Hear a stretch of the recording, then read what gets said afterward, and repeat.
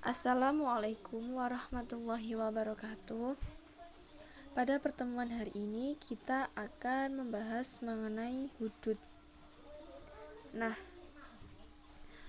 hudud adalah bentuk jamak dari had yang berarti pembatas antara dua hal. Sedangkan menurut istilah, had adalah hukuman-hukuman tertentu yang ditetapkan oleh syarak sebagai sanksi hukum terhadap perbuatan kejahatan selain pembunuhan dan penganiayaan. Jadi, had adalah hukuman yang telah ditetapkan terhadap perbuatan kejahatan selain pembunuhan dan penganiayaan. Kemudian perbuatan-perbuatan yang mendapat hukuman had adalah yang zina. Nah, pengertian zina yaitu adalah melakukan persetubuhan dengan memasukkan alat kelamin orang laki-laki ke dalam alat kelamin perempuan yang tanpa ada ikatan pernikahan yang sah dan tidak ada unsur subhat. Subhat di sini adalah perzinahan yang terjadi bukan karena seorang laki-laki mengira bahwa wanita yang ia setubuhi adalah pasangan yang sah untuknya, seperti istrinya. Nah, hukum dan dasar hukum zina. Hukum zina adalah haram dan termasuk dosa besar. Sedangkan dasar hukum zina yaitu tertuang dalam Quran surat Al-Isra ayat 32 yang berbunyi A'udzubillahi minasyaitonirrajim. Bismillahirrahmanirrahim. Wala taqrabuz zina innahu kana fahisyatan wa sa'a sabil. Yang artinya, dan janganlah kamu mendekati zina. Sesungguhnya zina itu adalah suatu perbuatan yang keji dan suatu jalan yang buruk. Kemudian dasar penetapan dinyatakan zina. Nah, dasar penetapan dinyatakan zina yaitu apabila adanya pengakuan dari pelaku zina. Nah, pelaku zina itu mengakui bahwa ia itu telah berbuat zina. Nah, syarat-syaratnya yaitu pelaku zina itu sudah balik dan berakal. Kemudian perbuatan zina dilakukan tanpa adanya unsur paksaan. Kemudian pelaku zina itu mengetahui bahwa konsekuensi dari perbuatan zina yaitu dihad atau dihukum atau diberi hukuman. Kemudian telah diyakini bahwa pelaku zina benar-benar melakukan perbuatan keji tersebut. Kemudian yang kedua yaitu adanya 4 orang saksi yang adil. Nah, kesaksian mereka atau 4 orang ini harus sama dalam hal tempat, waktu, pelaku, dan cara melakukannya. Nah, sekarang yaitu macam-macam zina. Nah, macam-macam zina itu dibagi menjadi 2, yaitu zina muhsan dan zina ghairu muhsan.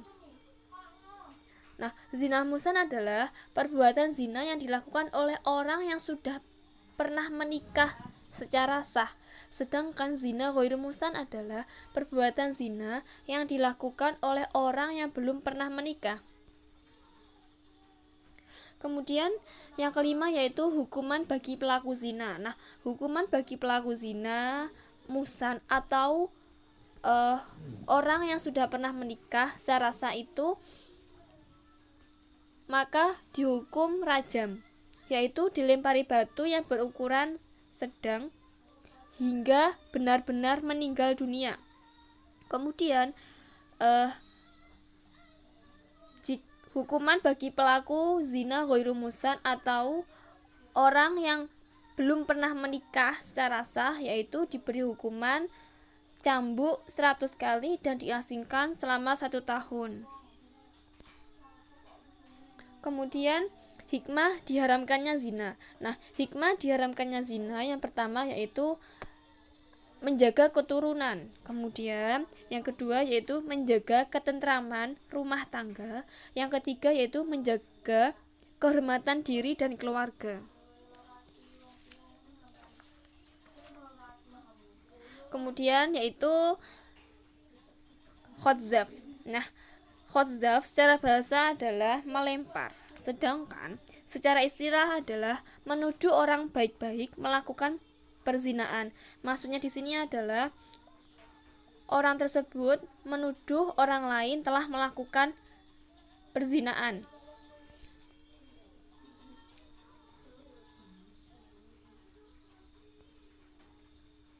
Nah, yang kedua yaitu hukum dan dasar hukum khodzaf. Hukum khodzaf atau menuduh orang lain berbuat zina yaitu haram. Kemudian dasar hukumnya yaitu tertuang dalam Quran surat An-Nur ayat 23 sampai 24. Nah, hukuman bagi pelaku khodzaf yaitu dicambuk 80 kali bagi orang merdeka dan dicambuk 40 kali bagi budak. Nah, kemudian yang keempat yaitu syarat-syarat dilaksanakan hukuman khodzaf. Nah, syarat-syaratnya yang pertama yaitu orang yang dituduh adalah orang baik-baik muslim, muslimah, balik, berakal, dan tidak pernah melakukan zina. Kemudian penuduh sudah balik dan berakal dan bukan orang tua si tertuduh, yaitu ayah, ibu, nenek, kakek, dan seterusnya ke atas. Kemudian tuduhan tersebut disaksikan oleh 2 orang laki-laki yang adil. Kemudian penuduh tidak bisa mendatangkan saksi. Dan yang terakhir yaitu pengakuan sendiri dari penuduh bahwa ia telah berdusta. Kemudian gugurnya hukuman bagi khodzaf apabila penuduh dapat menghadirkan 4 orang saksi laki-laki yang benar-benar menyaksikan perbuatan zina. Kemudian adanya sumpah li'an atau sumpah suami terhadap istrinya bahwa istrinya benar-benar melakukan zina sebanyak 4 kali jika suami tidak bisa mendatangkan 4 saksi. Kemudian orang yang dituduh memaafkan. Nah, hikmah dari adanya hukuman khodzaf yaitu yang pertama, orang tidak akan mudah menuduh orang lain berbuat zina karena menuduh orang sama dengan memfitnah orang padahal belum jelas kebenarannya. Kemudian orang akan terjaga kehormatannya dari tuduhan yang tidak bisa dipertanggungjawabkan. Dan yang terakhir yaitu orang tidak akan menganggap ringan soal tuduhan zina.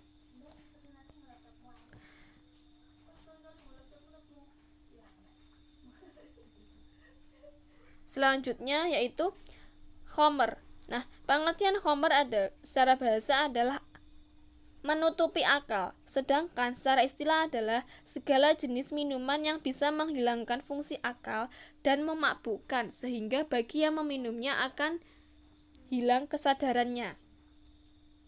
Nah, kategori minum-minuman keras adalah arak atau yang beralkohol. Selain itu, ganja, morfin, candu, ekstasi, sabu-sabu, dan lain sebagainya atau yang sejenisnya yaitu juga dinamakan khomer.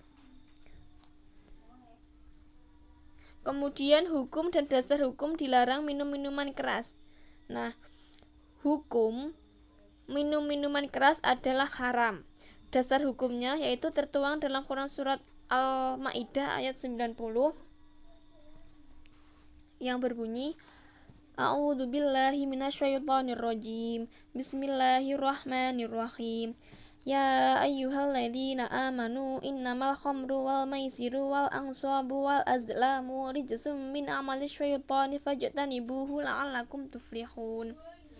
Yang artinya, hai orang-orang yang beriman, sesungguhnya meminum khamr, berjudi, berkorban untuk berhala, mengundi nasib dengan panah adalah termasuk perbuatan syaitan. Maka jauhilah perbuatan-perbuatan itu agar kamu mendapat keberuntungan. Nah, kemudian hukuman peminum minuman keras.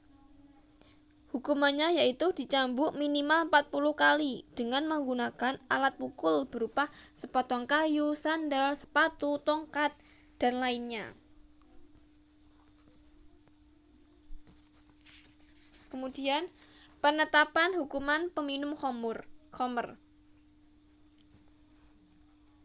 Orang yang meminum minuman keras bisa dijatuhi hukuman apabila telah memenuhi kriteria berikut ini. Yang pertama yaitu pengakuan dari peminum itu sendiri. Kemudian yang kedua yaitu disaksikan 2 orang atau lebih. Kemudian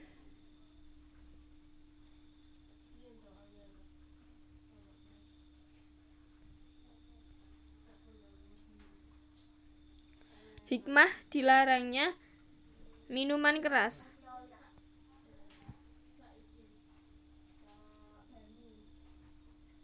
Nah, hikmah dilarangnya minuman keras yaitu yang pertama menjaga keimanan, kemudian menjaga kesehatan badan dan akal, dan yang ketiga yaitu terjaga dari kejahatan, permusuhan, dan kebencian. Kemudian mencuri.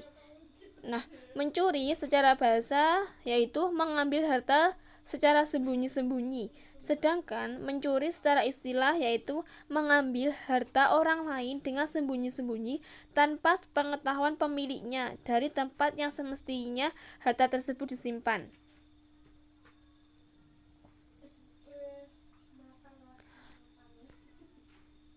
Kemudian hukum dan dasar hukum larangan mencuri. Nah, hukum mencuri yaitu haram karena mengambil harta milik orang lain tanpa izin atau mengambil harta dengan cara yang tidak dibenarkan oleh Islam.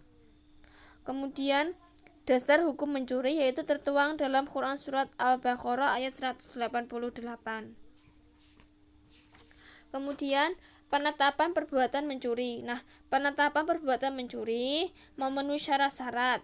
Yang pertama yaitu apabila pencuri tersebut balik dan berakal. Kemudian adanya pengakuan dari pelaku pencurian. Nah, jika pelaku tidak mengakuinya, maka had atau hukuman bisa dijatuhkan karena adanya kesaksian dari 2 orang, saksi yang adil dan merdeka. Kemudian adanya sumpah dari penuduh jika terdakwa pelaku pencurian menolak tuduhan tanpa disertai sumpah. Kemudian pencurian dilakukan secara sembunyi-sembunyi. Kemudian pencuri sama sekali tidak mempunyai andil apapun terhadap barang yang dicuri. Misalnya, anak mencuri harta orang tuanya atau suami mencuri harta istri, maka tidak dihad atau tidak diberi hukuman. Kemudian barang yang dicuri benar-benar milik orang lain. Dan yang terakhir yaitu barang yang dicuri sampai 1 nisab. Kemudian nisab mencuri. Nah, yang dimaksud dengan nisab mencuri adalah batas minimal pencuri mendapat hukuman had potong tangan. Pencuri dapat dihukum dengan hukuman potong tangan jika harta dicuri mencapai nisab sebesar 1/4 dinar atau 3,34 gram emas. Kalau kurang dari itu maka tidak boleh dijatuhi hukuman. Kemudian hukuman bagi pencuri. Nah, perbuatan pencurian yang telah memenuhi syarat maka harus dilaksanakan hukuman, yaitu dipotong sesuai dengan ketentuan. Nah, ketentuannya yang pertama yaitu apabila pencuri tersebut mencuri pertama kali dipotong tangan kanan. Kemudian apabila pencuri tersebut masih mencuri yang kedua kali maka dipotong kaki kiri, dan apabila masih mencuri lagi sampai 3 kali maka dipotong tangan kiri, dan apabila masih mencuri lagi sampai 4 kali maka dipotong kaki kiri. Nah, jika melakukan pencurian lagi maka ditakzir dan dipenjarakan sampai bertaubat. Apabila pelaku pencurian dimaafkan oleh pemilik harta, maka ia bebas hukuman jika kasus itu belum dilimpahkan ke pengadilan. Akan tetapi, jika sudah sampai di pengadilan, maka hukuman harus dilakukan karena sudah beralih dari hakul adami menjadi hakul Allah. Nah, kemudian hikmah adanya hukuman bagi yang mencuri yaitu yang pertama, melindungi harta seseorang, yang kedua, tidak sembarangan mengambil harta seseorang, yang ketiga, pelaku akan merasakan jera, dan yang keempat yaitu terciptanya lingkungan yang aman dan damai. Sekian yang dapat saya sampaikan, kurang lebihnya mohon maaf dan terima kasih sudah menonton. Wassalamualaikum warahmatullahi wabarakatuh.